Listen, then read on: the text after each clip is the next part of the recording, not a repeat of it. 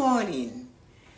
I am Tessa-Marie and welcome to the Morning Blessings. How are you feeling today? Today is Friday. Oh my God, August 23rd. Just another few days, 8 days, and there goes the month. And we're into September. How are you feeling today? It is a beautiful morning. It's not so bad today. It's a little bit warmer than yesterday morning. So that means we'll have a warmer day. And it's going to be amazing because you are alive in it today. And that is really important, that you are alive in this wonderful morning. So since we're all here and you're alive, we have to do this morning, Loretta, number one. How wonderful you are. It's a special blessing for you. You came first. You're going to receive it. Hello, Peter. How are you this morning? It is. Hello, Colin. Good morning. How are you feeling today?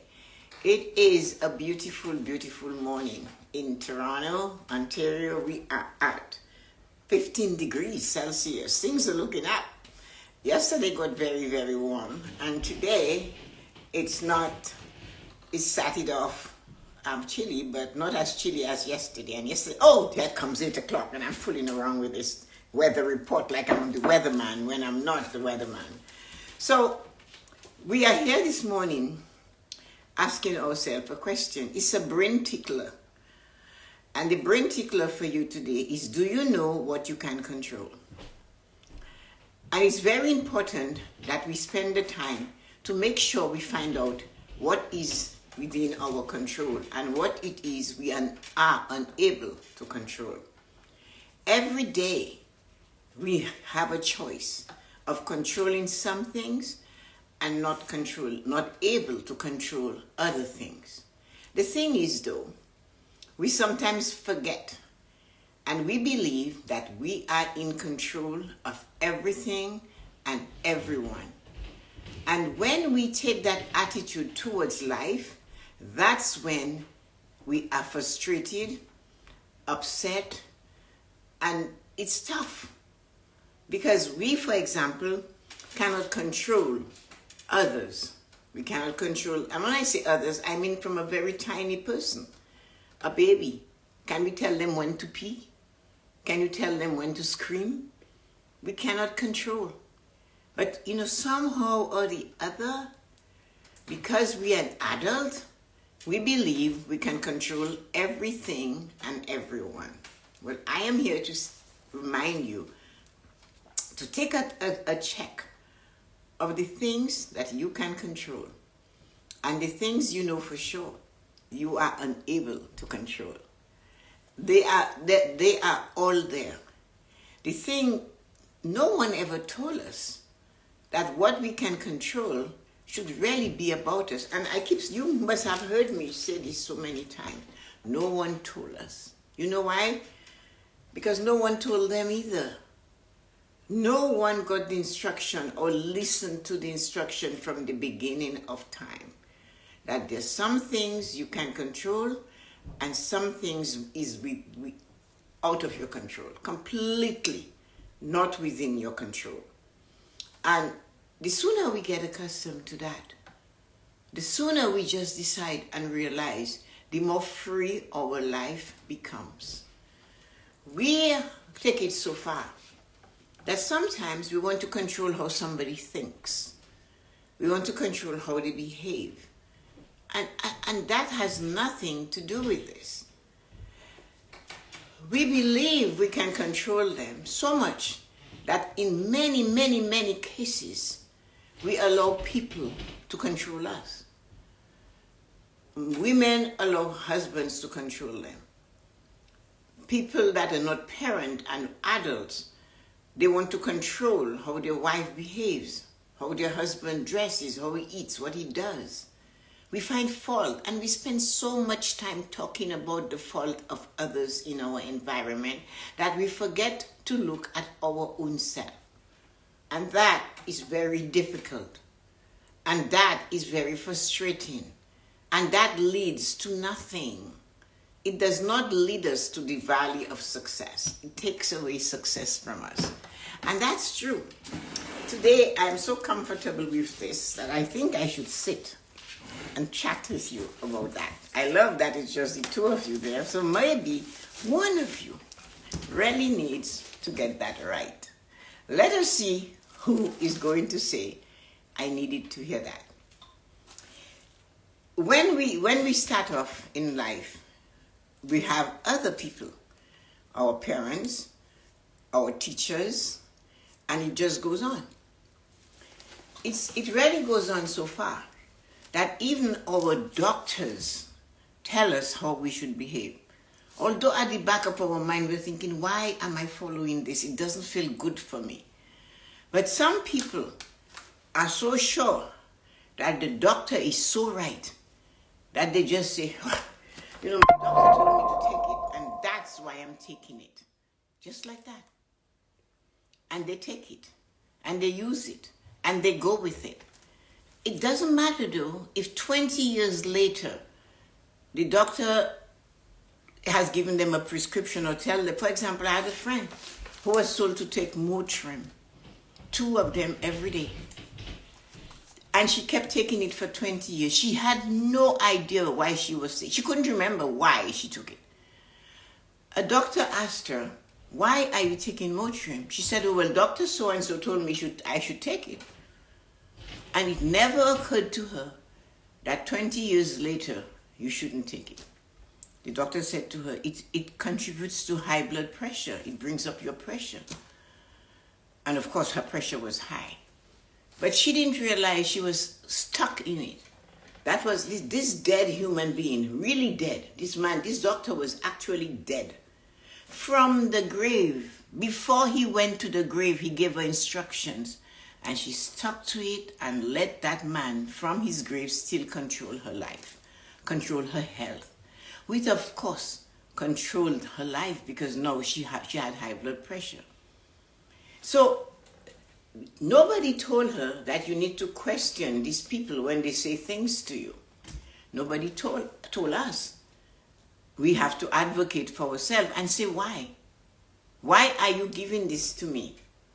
Or why are you doing this to me? Or why are you telling me I should do this? Or just say, no, you have no control in my life. Therefore, you shouldn't be telling me what it is I should do. Wow. Wow. Yes, that is so true. Good morning, sister. How are you feeling this morning? So, what is it you know for sure you should change in your life? What is it? Some people are stuck in a marriage that's horrible. No respect, no love, or insult. Good morning, Lorna. How are you feeling today? And they stay in that relationship. And then towards a long time, they say, well, I've been in it for so long, I might as well just continue. That's okay, though. If only you can say to that person, you have been treating me this way for 50 years, 60 years, 20 years, 10 years, 5 years, and I need you to stop. If you do not stop, I will have to take some other action that will not benefit you. Because that is what you're in control of. We can control the actions we take. I said it was a brain tickler. Do you know what you can control and what you cannot control? What is it you know for sure you can control and you can change in your life? The way your friends speak to you, the way your family speaks to you, the way your husband, your wife speaks to you, the way your boss speaks to you, and you know, they really control the paycheck, but there is a limit to how far they can go. So we have to learn what we can control. That is facing us. You see, because we do not know what we can control, we believe we can control others. I know you shouldn't do this. Why are you doing this? Always a this or a that. I get that often, and I always say, because I can. And that usually has no retort. There is no answer. There's nothing coming out of that person's mouth today. Tessa-Marie, why do you do this thing? Why do you show up and do this morning bless? Why are you up at 4:15? What are you looking for? I don't know. Why do you get up at that time? Because I can, or because I feel like it. So the thing though is, if you get to the point where you realize other people do not control you, then you have to realize that neither are you supposed to control another human being. We have children. Hello, Georgie, good morning. We have to keep them in line and bring them to the point where they benefit from the teachings that we give them.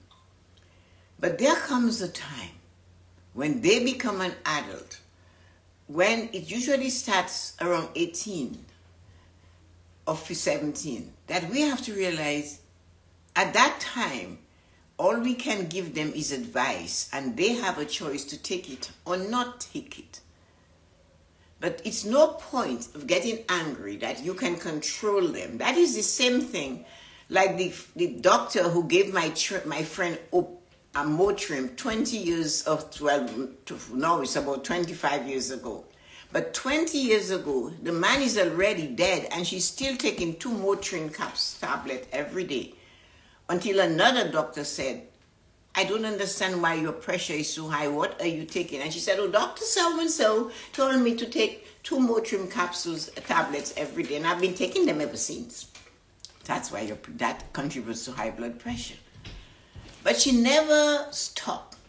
From the grave, he was still, and it was okay with her. And that is one of the things we need to learn to understand, that we have to know what it is we can control. Now, I've told you that. So guess what? I'm going to ask you now to make a list in your goal-setting journal, right? Make a list in that journal. It is important to make a list in your goal-setting journal of what you can control and what you cannot control. It's very important to make a list in your journal. This is not moving. Of what you control, what you can control, and what you cannot control. Look at the list very carefully. You will notice that all of the things you can control is within you, inside, and are based on your 5 pillars of prosperity. All the things you can control are based on your 5 pillars of prosperity. Think of it. That's why the 5 pillars of prosperity is something to embrace to enable you to live a fulfilled life. You can control your emotion, how you react to what you have heard, seen, hear, taste, smell, what people do to you, how you react to that. You can control what you put in your mind, what you read, what you learn, and how you apply it. It's up to you. You can control that. You can control what it is you eat and how you exercise. You can control that. You can control your belief in your faith or your spiritual acceptance of others and yourself, because sometimes we do not even accept our own self. So we can control accepting ourselves. We can control how we manage our finances. So you see what I mean.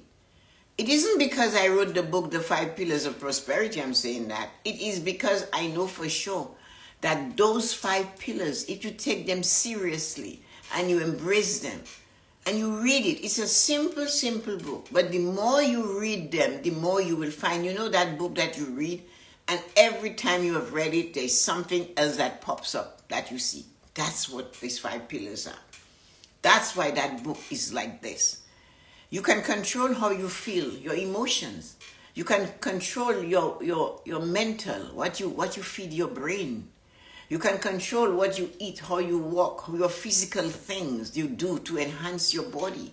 You can control what words you use to enhance yourself and others. You can control how you manage your finances and what you do with it. Yes, you can. So, the things you cannot control is happening outside of you, around you, but not within you, not from you. So you cannot control the weather. Why are you fussing and causing yourself to be upset because it's raining today, or it's snowing, or it's windy, or it's cold? You can admit, yes, it's cold. Yeah. But can you make it hot? But your action inside of you, what you can control, if it's cold, you can add clothes to your body. If it's not cold and you're too hot, you can take clothes off. That you can control. So to live a fulfilled life, though, you have to know the difference. To live a fulfilled life, you have to know the joy of the moment. You cannot make somebody who was badly raised with no brought-up-see suddenly know how to behave in public. You cannot do that. It's no point you even take it on, because all it's going to do, like my granddaughter said to me when she was looking at the convention with me yesterday evening. She came into my bedroom and she said, "Are you looking at Kamala again?" I said, "Yeah." She said, "I like her hair," because she's a fashionista, this girl. Her hair has a nice curl at the end. I go, "Okay, thank you." And then this woman is speaking. She goes, "Oh my, why is she so frustrated?" She's 5. This is her vocabulary. And I looked at her, frustrated? Yeah, but the woman was talking with a lot of stress. She was happy, but Kylie saw the frustration out of her. So that is what we do to ourselves. We get frustrated by watching another person behave badly and wishing and hoping and want to fix them and put them together again. Remember Humpty Dumpty? Nobody could put him together when he fell off that bloody wall. He fell and he was broken in pieces. As I said to you already, we already been given all the ways to live life. We just choose not to take it on. Humpty Dumpty fell off the wall. Not all the king horses and all the king men's couldn't put Humpty Dumpty together again. But that person that you know, that is a complete nuisance, is you taking it on? "Oh, I need to fix it. I have to tell her." No, you don't. You have to be what Mahatma Gandhi said. You become the change you want to be. You become the change you want to see. Because it's only by you behaving in a certain way and they observe you, they might emulate you. That's not your job. Mahatma Gandhi was an untouchable according to the British racist system, because they cleaned the sewers and the gutters of India. His caste did that. But that person that they considered untouchable, you don't touch them, they're dirty. The British had a problem with water, so they didn't realize they could bathe after they touch it. But anyway, let's get into back where we were. So don't touch them, they're the untouchable. While they were busy not touching the untouchable woke up a bloody nation and they kicked them out of their country. They told them, "Go. You took enough of our gold and diamonds and precious stones." He could control that. He could control his behavior, and his behavior, the others saw what he was saying, what he was speaking, and they followed him. And that's how India became independent of British rule. When I was in India, I noticed there was a museum dedicated to the Queen Victoria. Guess what, guys? She never set foot in India. You see the control? So, the thing is, though, we have to know what we can control and what we are unable to control. And for sure, we are unable to control other people's attitude, other people's behavior, other people's way they function in this world that they are in with us. And they might share our space. What I mean, they might be so close to you that if you move, you could slap them into a cupboard. And you might be tempted to do that because what they're doing is so, it frustrates you. Like Kylie noticed. Why is she so frustrated? She's 5. And she could see the frustration. And you are doing it. And if you want to know what it looks like when you are talking about somebody's behavior that is out of you. That, hello, Vern, how are you feeling this morning? When you look at yourself in a mirror and you see how you look, when you have jumped over into somebody else's space and want to control them, and the frustration shows on your face, it is enough to scare you. Because that face you have of that person who doesn't know how to behave, is not kind, is not generous, doesn't give freely, always want more for themselves. They have a tiny little cup, but they want to put so much into that little cup. And you want to say to them, you know what, it's filled, you cannot have more, you only have a pint. But the only way you can teach them is to take that gallon you have and pour it into somebody else's cup. And maybe, just maybe, they might notice that you're doing that and say, oh, Vern is progressing, Colleen is getting very good, Georgette is getting lots of business, Dawn has money to spare, Loretta is creative, all of you, Lorna, all of you are doing wonderful things. And they might say, oh, they give to others.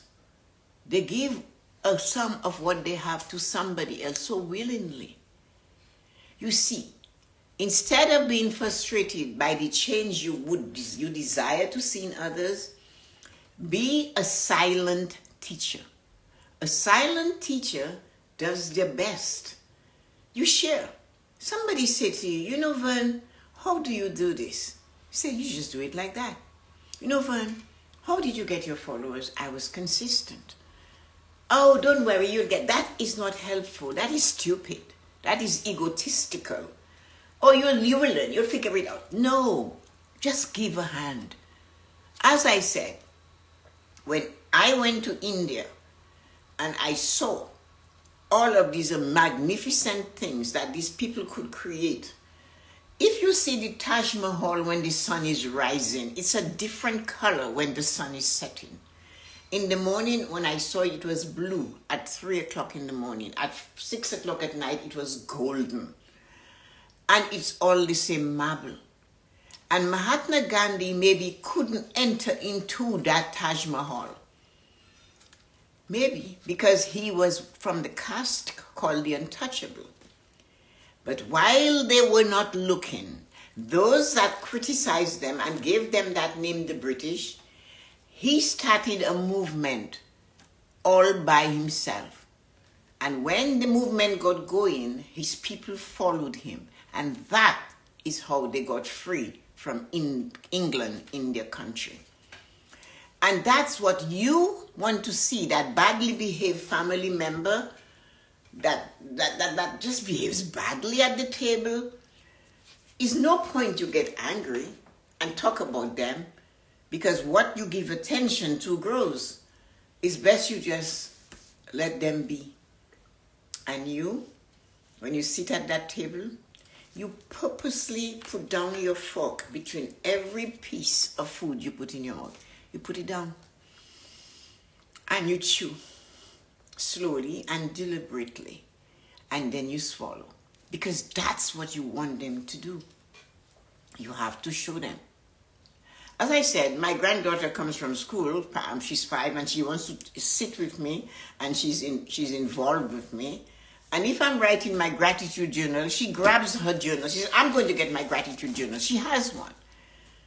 And I bought it for her. And then she said to me, I need to write squiggly like you. She wants to write cursive. So she sits on my bed with her journal. Yesterday she said, how do you spell grateful?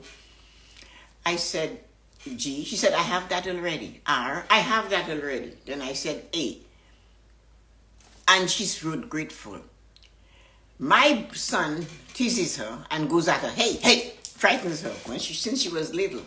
So one day she's writing her gratitude journal. She can control. Look at what the lesson she's teaching me. And she's wiggling her wiggle because she's trying to write cursive. But now she prints, so she's good. I don't know. I'm happy and grateful for Auntie Dawn. I'm happy and grateful for Cousin Mitchie. I'm happy and grateful for Jen. That's Michael's wife. And she goes, oh, I don't know if I'm happy and grateful for Hey Hey. That's how she calls her uncle. And she's actually saying to herself like an old woman, I don't know if I'm happy and grateful for he. He scares me. And so that's what I mean. That she can control. She just taught us a lesson. I can control whether I'm happy and grateful for him. I cannot control that he frightens me when he opens his mouth and calls me, hey, hey. Tall, bold mouth. She's like a foot tall at the time. She has never forgotten that. And she looks at him when he calls and she's like this on the edge. You see what I mean? She can control how she stares at him. So I said it was a brain tickler. We can only control what deals with our five senses. We can control how we react to that horrible human being that cuts us off in traffic. That person that tells you you're too damn and black and ugly and white, or you're too white, or you're too old, or you're too gray, or you're too short. Or the person that turns around and says to you, you're stupid, mentally you're stupid.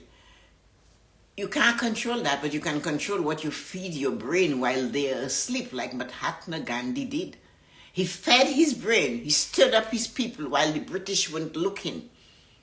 You are going to keep calm and drive and say, you know what? The God I love has supported me, I'm on my way. And ignore that person that wants a confrontation. That frustrates them more. It's so funny, eh? Then the third pillar, you can control how you feel when you eat, how you exercise. You can control that. But you cannot control what your husband decides to do. I couldn't stop Brian from smoking, but I could control staying away from the smoke. So I did. And then he in turn would not sit with me and smoke. He in turn would not sit in the house and smoke. He in turn would sit outside in the cold to smoke. That was a choice. I couldn't make him do anything else. Physically, it affected him. It killed him. The point now is spiritually. I can control. You see, we think spiritual is praying and going to church and listening to the pastor. Yes, that's part of it.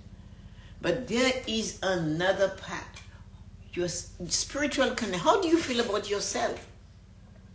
How many things that you have decided since you woke up this morning is wrong with you? How many? How many things that plastic surgery will not fix, that you thought is wrong with you? You're telling God, hey, you made a bloody mistake in giving me these lovely puck-up lips that people pay hundreds and thousands of dollars to get. And that nose so I can breathe, that big nose. You're telling God, hey, you didn't do a good job. But he gave us a big nose so we could take in the Sahara Desert properly in Africa, because that's where we came from.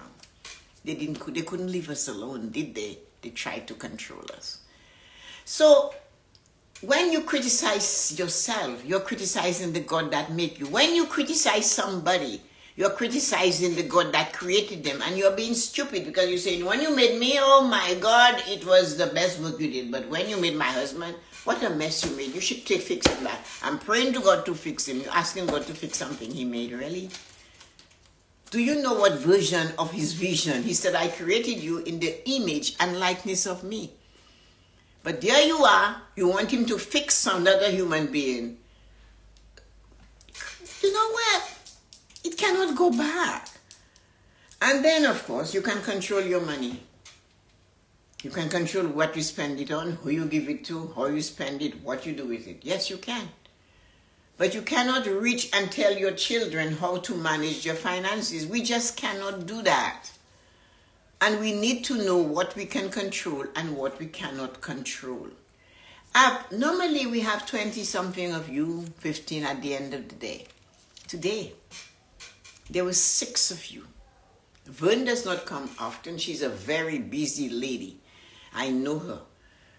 Peter is in Malaysia. He has gone to sleep. So there, which was 7. I'm going to ask a question. Which one of you needed to just get a revision of what you can control and what you cannot control? Second question. Which one of you realized that the 5 pillars of prosperity is within your control and that I did not create them myself? information about the 5 pillars of prosperity were downloaded to me. So, emotions we can control, how we react to what we have seen, heard, smell, or taste. It leans entirely on the 5 senses. Mentally, what we can put in our mind and let it grow. What we can pull back, and it's all about the we doing the thing for the self. Physically, we know what that is. Spiritually, I gave you a different version.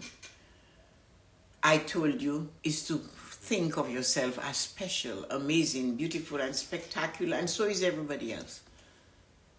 And then I told you, guess what? You have control of the little penny you have, if that's what you see it as. And when last did you look at your money and say, thank you? Thank you for being in my life. When you spend your money, you're going to pay for a service. When that money is leaving your hand, whether it is through a debit card, a credit card, which I know is not your money, but you have the privilege to use it, bless it. Say to the money, thank you, for I am able to afford. You because of you money, I can pay for this. And as you're giving it to the human being, you say, I bless that money and I'm sending it, giving it to you because, and I know for sure it will benefit you like it has benefited me. Yeah, we can control those things, but we cannot control what others do with it. Anyway, wonderful people, come a star. How are you guys doing today? Georgie, Colleen, Dawn, Lonnie, Loretta. Thank you so much. And how are you doing? Thank you for dropping by. Thank you. I love you. I appreciate you. And I'm looking forward. Maybe I'll be talking to a few of you today. Other than that, have a great weekend. And I'll see you guys Monday morning, 8 o'clock for the morning blessing. Have fun with it. When you're going to make a decision today, I'll have to show you. I found that thing I wanted to show you about, the note I wrote to Brian. This is it here. See, it has the sun and it has the writing. I wrote in 1989, I said, to Brian with love, you might think I never notice the things you do for me, the encouraging words you say to me, but I do see them all and appreciate them, and I love you for every single one. Love, Tess. I told you he was the wing beneath my wing. So there's the sun, there's my writing, and that's my signature. See, I told you. That's Jillian's wedding. That is Brian on a Christmas morning. An absolutely crazy Christmas Santa Claus human being he was. You see, he has presents in his hand. He's trying, and there's him there smiling away at life. And that's him. These are the girls at the Christmas tree. That's him at his desk. That's Demi and Jilly, or Safia. That's Safia. And then these are the girls again when they were younger. That is him in Spain. That's him with me somewhere. That's New Year's here. And, that's him. That's him in Spain when we were in Spain. Don, remember that? And that was that's Spain or France? That's Spain. And that's Vanessa's graduation when he fell off the chair when she got distinction, higher distinction. And that's him. So yeah, the book can go on forever, another time, in another place. Thank you, wonderful people. Have a great day. And enjoy your day, everybody. Bye.